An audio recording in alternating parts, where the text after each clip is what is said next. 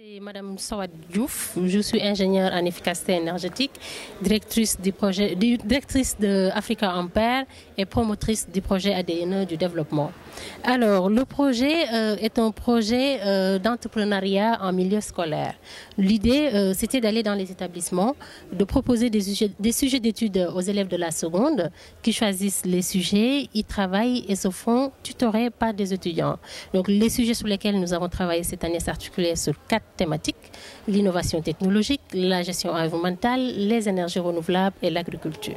Voilà sur quoi ont tourné les projets qui ont été développés cette année. Le concours a été ouvert cette année en 2019, c'est la première édition, mais c'est le fruit d'une réflexion de 3 années.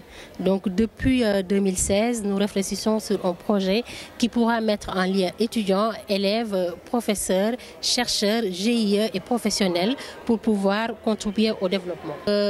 Ça devrait être en adéquation avec les programmes de l'État. Vous savez, l'idée du projet m'est venue en allant à Fatick.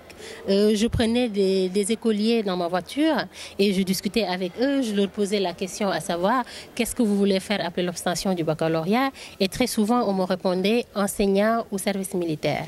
Et donc je me suis dit, il y a tellement de métiers que les gens peuvent faire et par manque d'information, ils ne peuvent pas accéder. Donc je me suis dit, mon premier combat, c'est de démocratiser d'ailleurs l'accès à ces métiers-là et permettre aux jeunes élèves, donc nos jeunes sœurs et frères, de pouvoir accéder à ce qu'on appelle les métiers d'avenir. Il y a des ingénieurs, il y a des pilotes, voilà. Il y a pas mal de métiers que les gens peuvent faire indépendamment de l'enseignement et du service militaire, qui n'est pas mal d'ailleurs. Cette année, au départ, nous avions 800 jeunes élèves et 200 étudiants.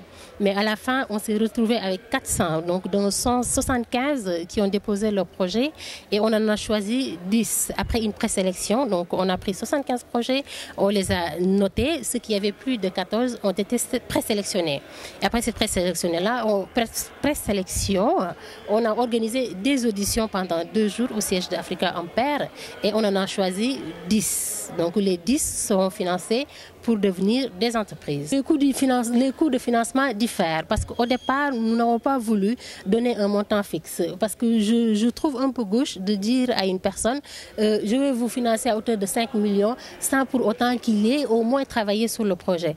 Donc on s'est dit, on va vous laisser libre cours, vous travaillez sur le projet et à vous d'évaluer le montant qu'il faudra pour vos projets. Il y a des projets de 25 millions, il y en a de 5 millions, de 10 millions, mais sur une fourchette globale de 105 millions le total.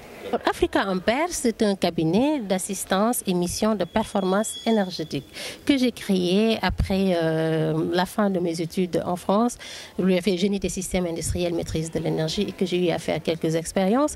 Donc son but, c'est de participer à l'économie d'énergie, l'efficacité énergétique, l'optimisation. Comment faire pour utiliser l'énergie d'une manière rationnelle et responsable. Et c'est ce qui nous a amené aujourd'hui à ce projet de formation et d'entrepreneuriat avec les écoles, parce qu'au départ, si vous voulez, on s'est dit, pour pouvoir économiser, il faut passer par ceux qui ne payent pas, surtout. Voilà, il faut conscientiser ceux qui ne payent pas, parce que les gens qui payent, ils ne gaspillent pas. Voilà, et c'est les jeunes, donc les sensibiliser, parce que dans ce programme-là, il y avait des journées de sensibilisation. Par exemple, tous les premiers dimanches du mois, il était prévu d'organiser une journée républicaine, où on va prendre une thématique sur laquelle nous allons expliquer, sensibiliser les jeunes. Voilà.